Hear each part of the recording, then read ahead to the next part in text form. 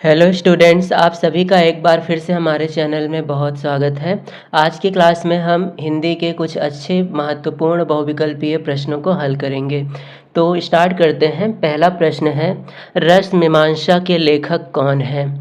रस मीमांसा की रचना किसने की है? आपके ऑप्शन हैं महादेवी वर्मा, रामचंद्र शुक्ल, निराला जी ने, महावीर प्रसाद द्विवेदी जी ने। रस मीमांसा के रचनाकार हैं रामचंद्र शुक्ल। यह रामचंद्र शुक्ल की बहुत ही प्रसिद्ध रचना है। तो सही जवाब है ऑप्शन ख, रामचंद्र शुक्ल। तितली कृति की विधा है। तितली किस विधा की रचना है हमें बताना है। कहानी, जीवनी, उपन्यास, नाटक। तितली एक बहुत ही प्रसिद्ध रचना है और यह जयशंकर प्रसाद की रचना है और इसकी जो विधा है यह उपन्यास है। तो तितली उपन्यास विधा की रचना है और इसके रचनाकार हैं जयशंकर प्रसाद जी। तो सही जवाब है ऑप्शन ग, जयशंकर प्रसाद की यह प्रसिद्ध उपन्यास है। डॉक्टर राजेंद्र प्रसाद लेखक हैं। इनमें से किस रचना के लेखक हैं डॉक्टर राजेंद्र प्रसाद? गांधी की देन के, हिंदी साहित्य का इतिहास, इंद्रजाल, हिंदी साहित्य विमर्श के। राजेंद्र प्रसाद की रचना है गांधी की देन। इसके लेखक हैं डॉक्टर राजेंद्र प्रसाद। तो सही जवाब है गांधी की देन।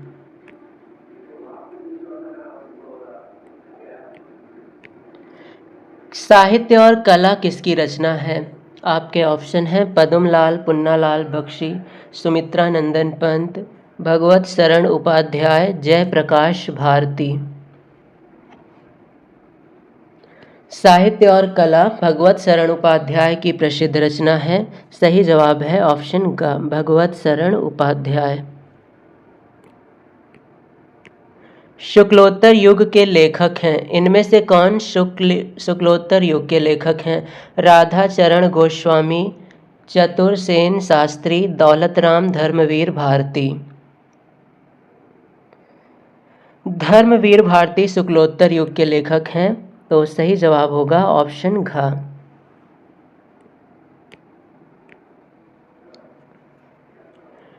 इनमें से कौन रीतिकालीन कवि हैं? केदार भट्ट, जायसी, पद्माकर, कृष्णदास। इनमें से पद्माकर का संबंध रीतिकाल से है। तो सही जवाब होगा ऑप्शन का, पद्माकर जी। छत्रसाल दशक के रचयिता हैं। छत्रसाल दशक की रचना किसने की थी? मतिराम, भूषण, घनानंद या फिर हरिऔध जी ने। छत्रसाल दशक के रचनाकार हैं भूषण जी। सही जवाब होगा ऑप्शन ख। तार सप्तक का संपादन किसने किया था? आपके ऑप्शन हैं सच्चिदानंद, हीरानंद वात्स्यायन अज्ञेय, नरेंद्र शर्मा, भवानी प्रसाद मिश्र, केशव दास। तार सप्तक का संपादन सच्चिदानंद, हीरानंद वात्स्यायन अज्ञेय ने 1943 ईस्वी में किया था। ये भी याद रखेंगे। तो सही जवाब होगा हमारा ऑप्शन का, सच्चिदानंद, हीरानंद वात्स्यायन अज्ञेय जी ने इसका संपादन किया था।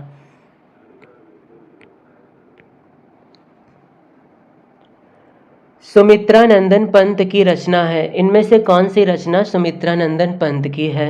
ज्ञानदीप, युगवाणी, प्रेम वाटिका, क्षणदा। सुमित्रा नंदन पंत की रचना है युगवाणी। सही जवाब है ऑप्शन ख।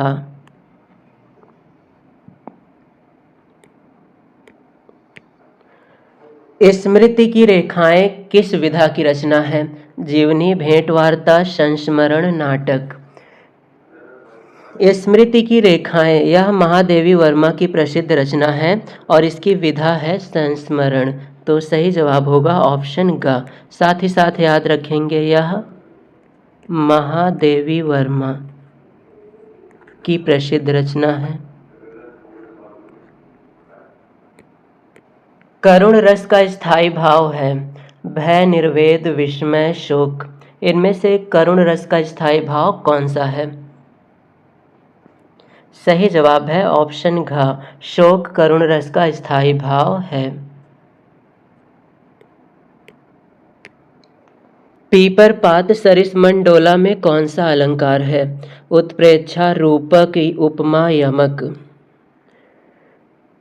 यहाँ पर पीपल के पत्तों की तुलना मन से की गई है, और जब उपमेय की तुलना उपमान से की जाती है तो वहाँ पर उपमा अलंकार होता है। तो यहाँ पर भी होगा उपमा अलंकार। सही जवाब है ऑप्शन ग। सुनि केवट के बैन प्रेम लपेटे अटपटे बिहसे करुणा ऐन चितहि जानकी लखन तन। इन पंक्तियों में कौन सा छंद है?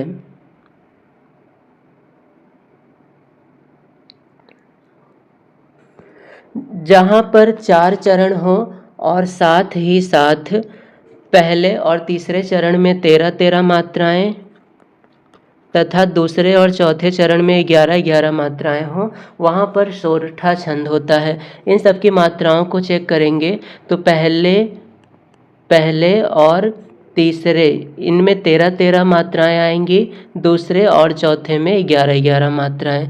तो इस प्रकार से यह एक सोरठा छंद का उदाहरण है। अनुचर शब्द में प्रयुक्त उपसर्ग है। अनुचर शब्द में कौन सा उपसर्ग लगा है? उपसर्ग ऐसे शब्द होते हैं जो मुख्य वर्ड के पहले लगाए जाते हैं। तो आपके ऑप्शन है अन, अनु, आ। अनुचर शब्द में 2 भाग है, एक है अनु और दूसरा है चर।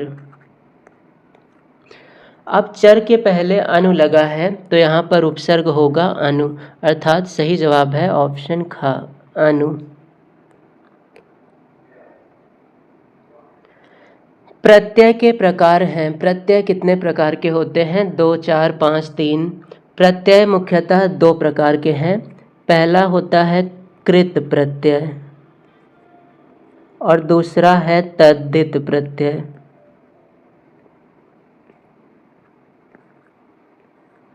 कृत और तद्धित प्रत्यय, तो यहाँ पर हम 2 प्रत्यय को याद रखेंगे। ऑप्शन है का सही हमारा। वेद पुराण में कौन सा समास है? द्विगु, बहुब्रीहि, द्वंद्व, तत्पुरुष। वेद पुराण का समास विग्रह करेंगे तो ये हो जाएगा वेद और पुराण। वेद और पुराण। जब भी विग्रह में और शब्द आता है तो वहाँ पर द्वंद्व समास होता है। सही जवाब होगा ऑप्शन का। प्रमोद शब्द का तत्सम रूप क्या है? तत्सम रूप ऐसे शब्द होते हैं जो संस्कृत से मिलते जुलते होते हैं। तो प्रमोद शब्द को हम कहते हैं प्रमोद। प्रमोद। तो यहाँ पर सही जवाब है हमारा ऑप्शन ग। प्रमोद शब्द का तत्सम रूप है प्रमोद और प्रमोद ये तद्भव रूप है। इत्यादि में कौन सी संधि है? यण, गुण, वृद्धि, जशत्व। इत्यादि का संधि विच्छेद होता है इति, धन, आदि।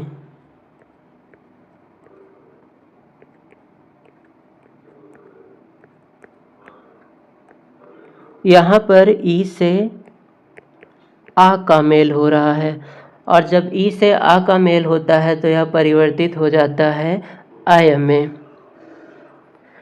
तो इस हिसाब से यहाँ पर होना चाहिए यण संधि, क्योंकि ई से आ का मेल होता है यण संधि में। सही जवाब है ऑप्शन का। फलेन शब्द का वचन एवं विभक्ति है।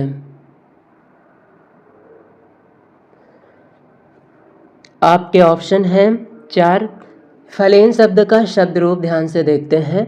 प्रथमा विभक्ति होता है फलम, फले, फलानी, इसमें फलेन नहीं आया। द्वितीया होता है फलम, फले, फलानी, इसमें भी फलेन नहीं है। तृतीया होता है फलेन, फलाभ्याम, फलय। तो तृतीया विभक्ति में फलेन शब्द आ रहा है एक वचन में, तो यह तृतीया विभक्ति और एक वचन है। तो सही जवाब है ऑप्शन घ, एक वचन और तृतीया विभक्ति। अपठम धातु का वचन एवं पुरुष है। हमें अपठम धातु का वचन और पुरुष बताना है। अपठम ये आता है लंग लकार में, लंग लकार। अब लम्ब लकार होता है, प्रथम पुरुष है अपठत, अपठताम, अपठन। मध्यम पुरुष है अपठः, अपठतम, अपठत। और उत्तम पुरुष होता है अपठम, अपठाव, अपठाम। तो यहाँ पर अपठम आ रहा है उत्तम पुरुष और एक वचन में। तो यहाँ पर सही जवाब होगा ऑप्शन घ। अपठम धातु का वचन और पुरुष है एक वचन और उत्तम पुरुष।